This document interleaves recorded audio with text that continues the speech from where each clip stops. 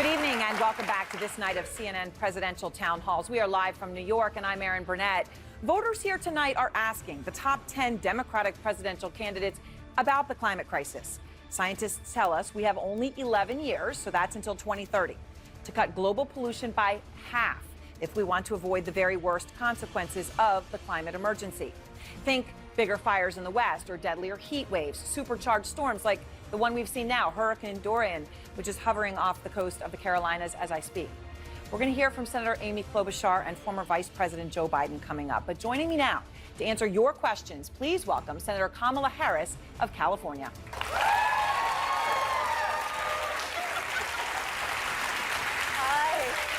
Nice to see you. So nice to see you. Thank you. And please sit down. Hi, everybody. Hello. So if you become president on day one, Senator Harris, do you declare a national emergency on the climate? Well, I certainly would declare an emergency, a drinking water emergency. And if you don't mind, I'm just going to stand. And also, I think it's critically important that we immediately, on day one, get back in the Paris Agreement. I think it's important that on day one, we immediately ratify the Kigali Agreement in terms of the Montreal. And I think it's critically important on day one that we end any fossil fuel leases on public lands. And that I'm prepared to do on day one as a matter of executive action. So I want to go to the audience right away. Michael Estrada is from Deerfield Beach, Florida. He works for the environmental group called Green for All, which was co-founded by our own Van Jones. Senator. Michael, what's your question? Good evening, Senator Harris. Hey, Michael. We knew moving towards a green economy for all is critical for our planet. As we make the transition from dirty diesel and coal, our industry workers, many of whom voted for Donald Trump in the last election, may fear losing their jobs, benefits, and ability to provide for their families. How will you work across the aisle to support all workers and build trust with Republican constituents dependent on a fossil fuel economy? Yeah, I mean, here's the thing, Michael. I think that, first of all, let me just tell you, I think about this issue through the lens of my baby nieces, who are 1.5 and 3 years old. And when I look at those babies and I think about what the world will be like in 20 years if we don't act, I'm really afraid. And as it relates to those Republicans in Congress, where I've now been for 2.5 years, every one of those members need to look at the babies, the grandbabies in their life, and then look in the mirror and ask themselves, why have they failed to act? Because on the issue of this climate crisis, I'm going to tell you, I strongly believe this is a fight against powerful interests. And leaders need to lead. So lead, follow, or get out the way. And get out the way starting with Donald Trump. So yeah, we need to work across the aisle. But I'm going to tell you, I've been there now 2 years and some months. I'm seeing no evidence of it. I'm seeing, I kid you guys not, in our United States Congress, I was part of a committee hearing during which the underlying premise of the hearing was to debate whether science should be the basis of public policy. This on a matter that is about an existential threat to who we are as human beings. So again, back to the United States Congress, here's my point. If they fail to act as President of the United States, I am prepared to get rid of the filibuster to pass a Green New Deal. Because we have to act. Senator, let me ask you on that. And obviously, that's significant because you would have to do that to pass things through the Senate, of course. If there's no cooperation. Right. Now, President Trump, of course, has moved at an unprecedented rate to remove environmental regulations, restrictions. By one count, it's more than 80 that he has either rolled back or is in the process of rolling back. But if you had to go that way to reinstate all those things, what would stop the next president from just undoing it and sort of having this become a seesaw? Well, first of all, we have to have action. I mean, this is one of those issues that is demanding an incredible sense of urgency. The UN has told us, we're all very clear, if over the next 12 years, which is such a short period of time, if we don't take drastic action, it will be irreversible. So yes, I'm going to attempt to work across the aisle. I'm going to hope that my colleagues on the other side of the aisle look at the babies in their life and see what we see and see the science and stop denying the science. But ultimately, leaders need to lead. And so I am prepared, when elected, to lead. I'm going to first attempt to work across the aisle, but if we don't see any traction there, yes, I will take executive action. And yes, I will do whatever is necessary. Because this is about the health and safety of our country and our world. And America has to regain its position as a leader, agreeing that we are in this together with our allies and our friends and our neighbors. And this is about our mutual investment in our future. And so I'm not going to be burdened, frankly, by a concern about what the next president will do after I'm elected, because I know there's action we can take immediately that will at least stop, if not reverse the harm. But starting with taking on these powerful interests, which I've done before. As Attorney General of California, in a state of 40 million people, a state that is the 5th largest economy in the world, I was proud to be a fighter and took on the big oil companies. Great, powerful interest. I was proud as Attorney General of California to defend the toughest environmental standards. And I'm going to tell you something, Aaron. Part of my passion and commitment to this issue is I've actually seen firsthand what happens when leaders lead. Any of you go to Los Angeles, California about 20 years ago and remember what that sky looked like? It was brown. Babies had asthma. There were warnings that seniors should not go outside because breathing that water would cause incredible damage to their lungs. And then leaders led. The public said enough. You look up at the sky in Los Angeles today, it's blue. We can do something about this. It is within our ability, and we have evidence of this fact. But leaders have to lead, and I'm prepared to do it, because on this issue, guys, as far as I'm concerned, it's not a question of debating the science. It's a question of taking on powerful interests, taking on the polluters, understanding that they have a profit motive to pollute. And so let's take them to court, and let's require that if they don't change their behaviors, they will pay those fines and there will be accountability and consequence. You mentioned those powerful interests, and there's a question about that. Of course, when you look at the severe weather, certainly we're seeing it with the hurricane now, Senator. But in your state, you are being hit by a lot of severe weather that many scientists attribute to climate change, including the deadliest state fire in history, which of course happened in Paradise. David Leon Zink lives there, has a home there, suffered through that, is a musician and consultant. David, go ahead with your question. And Senator Harris, thank you for being here, for your leadership, your passion, your energy. Big petroleum and big coal were exposed in the media about confusing the public with contrarian science on climate change. That's right. Well, big tobacco did the same thing with smoking. That's right. And my father lost his life as a result. My wife and I just lost our home and our town, Paradise, California, to a fire that most scientists connect to climate change. That's right. How would you rein in these disinformation campaigns of big business so that our daughter's future is better than ours? I am so sorry. David, I visited Paradise while the embers were still burning there. And I don't need to tell you what you know and are living. But for everyone else, so going to Paradise, California, while the embers were still burning, entire neighborhoods were wiped out, like literally leveled, where the only thing that stood were the chimneys from the fireplaces that to me looked like tombstones in a graveyard. The devastation was enormous. There were firefighters that were fighting fires while they knew their own homes were burning to the ground. And so you are a living testament to, and thank you for your courage to share your story about the real devastation on a daily basis this is taking place in our country and around the world. What do? Well, this is what we did with the tobacco companies. We sued them. We took them to court because you know what happens? People who profit off of harmful behaviors, when you take away that money because you take them to court and you sue them, as I have done, it's extraordinary how they will change behaviors. They have to be held accountable. And maybe this is the prosecutor in me. They have to be held accountable. These are bad behaviors. They are causing harm and death in communities. And there has been no accountability, certainly not by this administration, nor, and I hate to say it so generally, by the Republicans in Congress. So, Senator Harris, what would you do? Would you sue them? Sue Yeah. ExxonMobil? I have sued ExxonMobil. I mean, as president, I mean,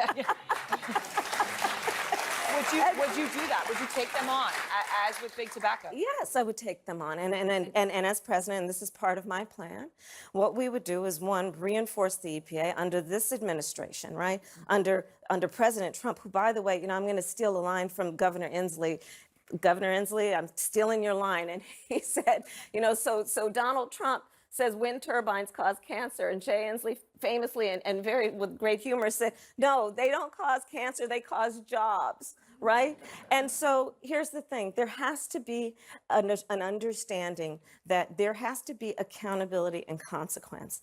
And when we are looking at the behaviors that are possible, we know if we create incentives and also have a president who understands the science, understands the nexus between bad behaviors and harmful effects, and also understands how we can create So they're going incentives to pay for money. good behaviors. I mean, they're going to pay money, the big companies. Yes, they're going to pay money, and they're going to pay fines, and they're going to pay fees. And under my plan, there will also be a carbon fee. And that money, a lot of it is going to go to the communities, and this is part of my environmental justice approach to the issue. Part of it is going to be that I'm saying that the fees have to also go to empower those communities that for too long have been ignored. And I'm talking about the communities where children are going to school drinking water out of lead pipes. I'm talking about communities where they have wells as their only source of water, and those wells, because of the flooding that has taken place, have been infected with bacteria. And so my plan includes putting $250 billion immediately into helping re-establish the infrastructure on water in our country. So you're talking about these fees and fines and at big companies, but what about regular Americans? I mean, you said at a rally in Atlanta earlier this year, and I thought it was a pretty important thing you said. You said, quote, without much change to your lifestyle, we could confront climate change. Right. Is that realistic? That as regular Americans, we don't have to make many sacrifices? I mean, we all like our Amazon Prime. Yeah, but I get it. I'm not saying there won't be any change, but we've seen it. I mean, I guess part of my perspective on this is I've actually seen what's possible. I've actually seen what's possible. When leaders lead, I've seen how in California, we put in place some of the, some would say toughest, I would say some of the smartest laws, and required changes in behavior. And we saw outcomes. And I don't think anybody that you talk to who has lived in California over all those years would see there was any drastic change to their lifestyle. Yeah, they may say, well, I'm now driving a car that I can't really hear sometimes, that Prius, right? They might say, sometimes I have to, I am now aware that I should turn off the lights every time I leave the room. My kids are now demanding that I take short showers. Yeah, those are things that are happening. So will everyone have to drive electric cars? Well, by my plan, by 2045, we will have basically zero emission vehicles. Only 100% by 2045. All right, let's go. And let me add one more thing, Erin. And also, school buses. So part of my plan is that by 2030, we will have electric school buses. 25 million children in our country a day ride school buses, smelling those fumes.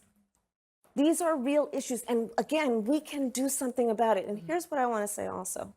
The private sector is really good about saying, if you as government are consistent with your rules and you set a standard, we will innovate and find a way to meet it.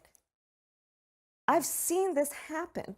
So, I think that it is a false choice for those who would say, that this is about either you're in favor of the environment or you're in favor of a strong economy. That is a false choice. We can do both.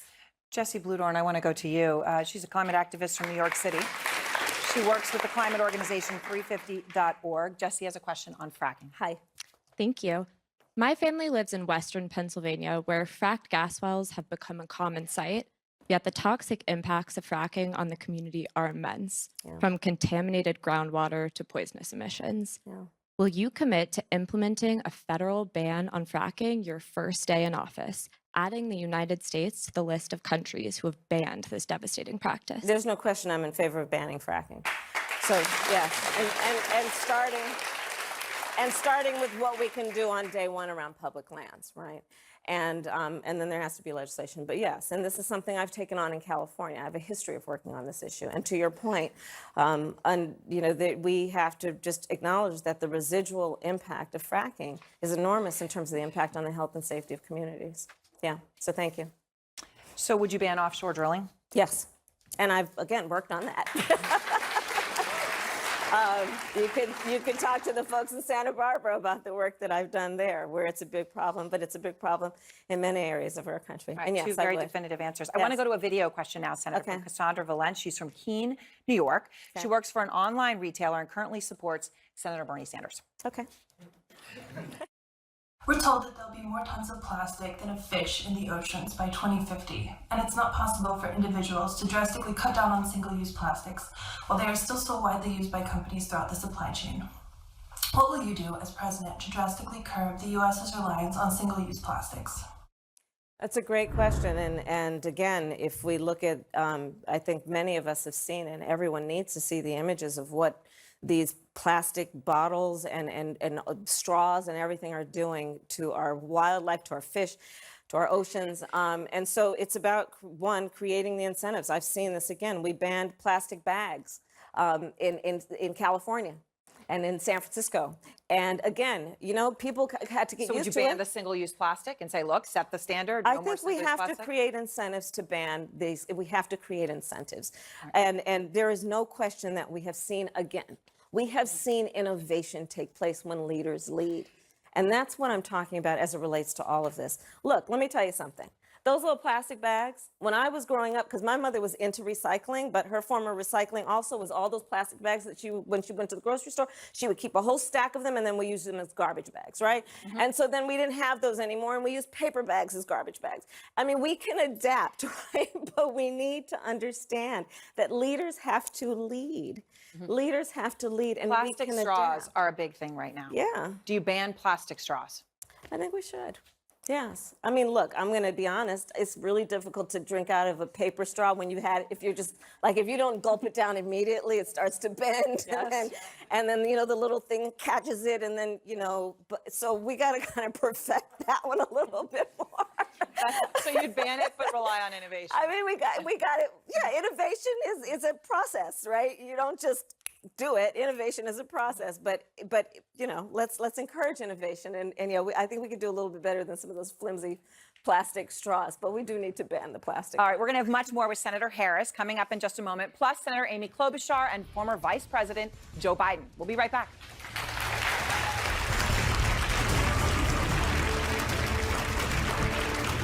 Amy Klobuchar and former Vice President Joe Biden, but now more questions for Senator Kamala Harris. So let's go straight to an audience question now. Carolyn Corson is a lawyer from New York, Senator. She has a question about the impact of certain foods on the environment.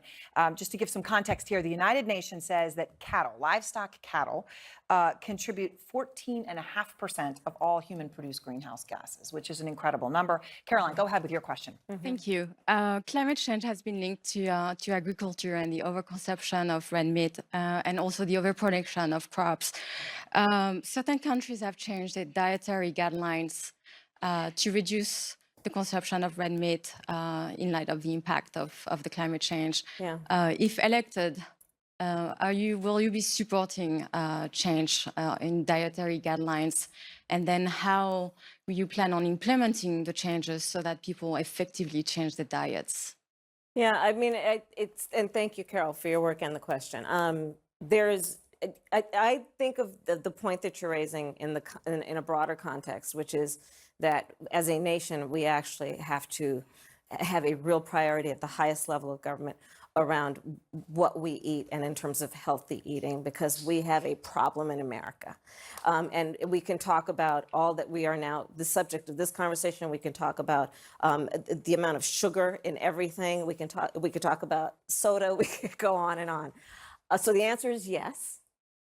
But I'll also say this, the balance that we have to strike here frankly, is about what government can and should do around creating incentives and then banning certain behaviors. I mean, just to be very honest with you, I love cheeseburgers from time to time, right? I mean, I just do. And I think that, but there has to be also what we do in terms of creating incentives that we will eat in a healthy way, that we will encourage moderation, and that we will be educated about the effect of our eating habits on our environment.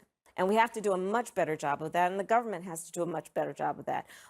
Yeah. So, I mean, I'm just saying, you love cheeseburgers. I mean, we all do. I don't know I whether mean, you know, from time to try time, the I don't eat Beyond them every Burger, day, the but Impossible yeah. Burger, right? They try, but Right. it's not quite the same. That's my personal opinion.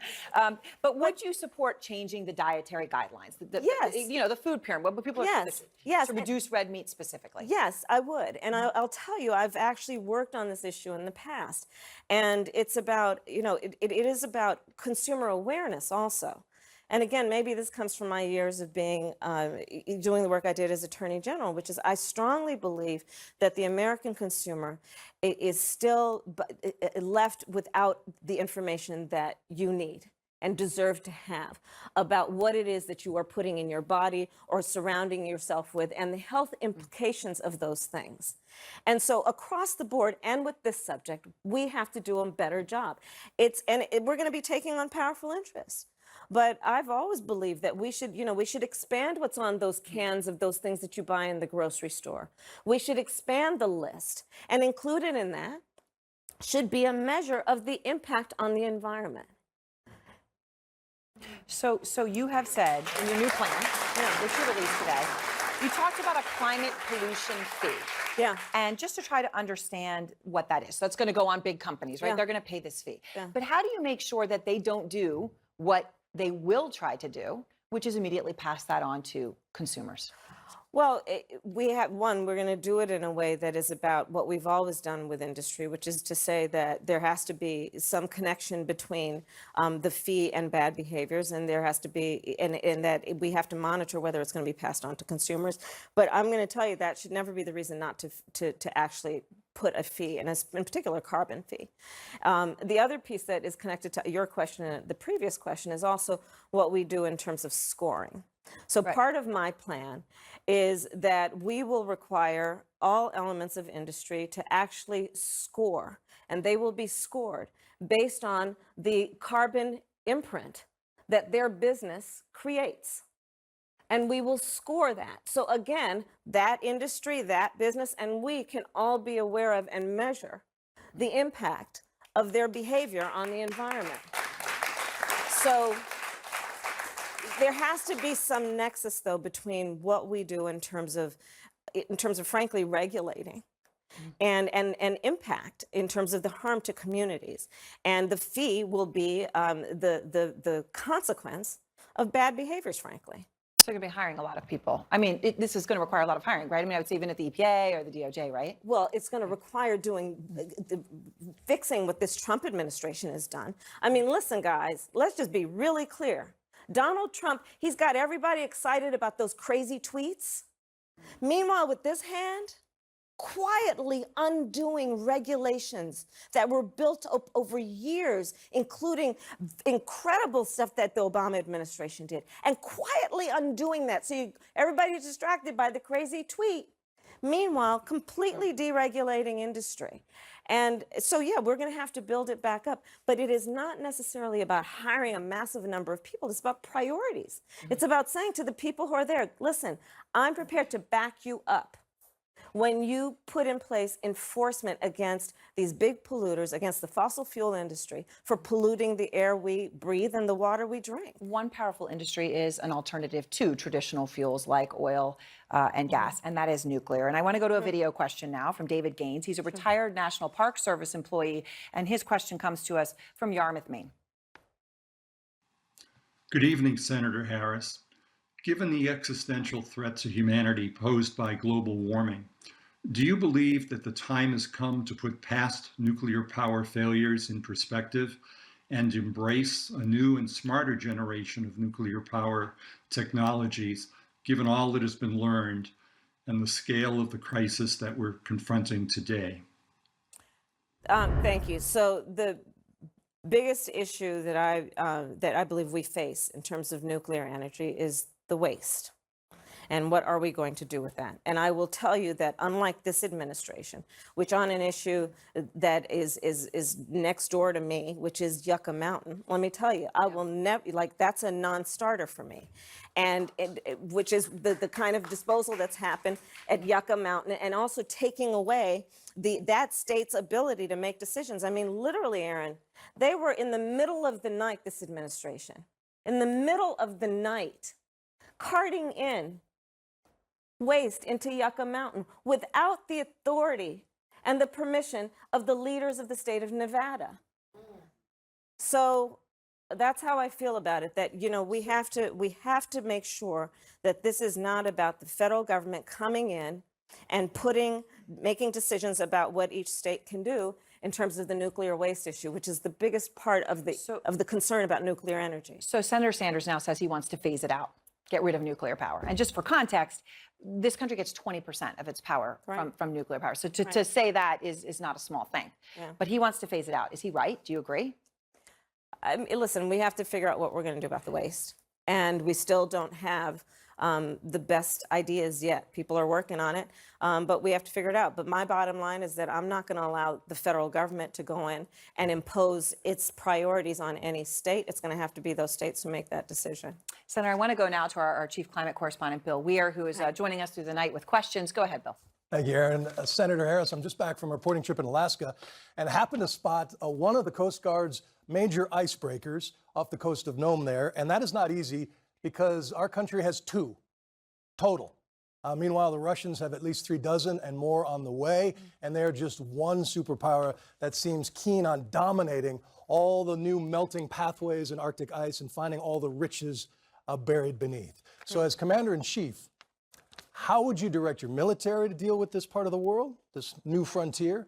And as president, how do you convince both Arctic allies and enemies to heed the science and leave billions and billions of dollars worth of oil and gas under what's left of the ice? Yeah, okay, so there's a lot to unpack with what your point. I mean, first there is what I believe are the motivations of Russia, which is to expand its territory. And but let's put that aside and just talk about our involvement there. We should not be selling or leasing public land for the purposes of drilling. And back to day one, I am opposed to that. And again, under this administration, we are seeing, I mean, frankly, I would call it corruption.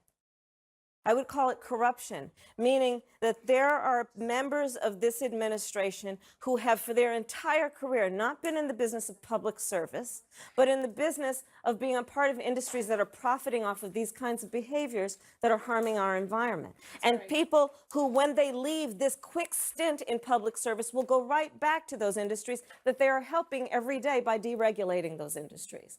And so as president, one of my greatest priorities on this subject will be about preservation of public lands, and that is part of actually my plan.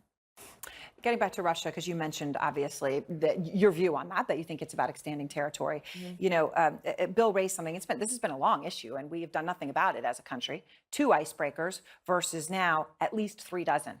Would you match them on the icebreakers? It depends on what the purpose of those icebreakers is. What is the purpose? What are we saying is the legitimate purpose there? If we can answer that question, then perhaps we can have that conversation. But I don't know what the legitimate purpose is. All right. Let's go now to another audience question. Carson Tueller is from Brooklyn, LGBTQ and disability activist. Carson, go ahead. Hi. Hi. Hi, Carson. So I have a spinal cord injury. And part of having a spinal cord injury means that I experience something called thermodysregulation. Or in other words, I can't regulate my body temperature. Yeah. I can't sweat. July of 2019 was our Earth's hottest month on record. Mm-hmm. And I had my health put at risk seriously more than once. Everyone is affected by climate change, but people with disabilities are disproportionately affected by our Earth's changing climate. How do you plan to support already at-risk and marginalized people who are experiencing the impact of climate change now? Yeah, thank you for giving a voice to this. So I think about this in the context of many things, but ultimately it's about empowering communities that are often ignored, just to be candid. And that is a big part of the emphasis on in my plan, is addressing that. And it is about our disability community. It is about our indigenous people. It is about Black and brown communities. It is about communities that have experienced poverty.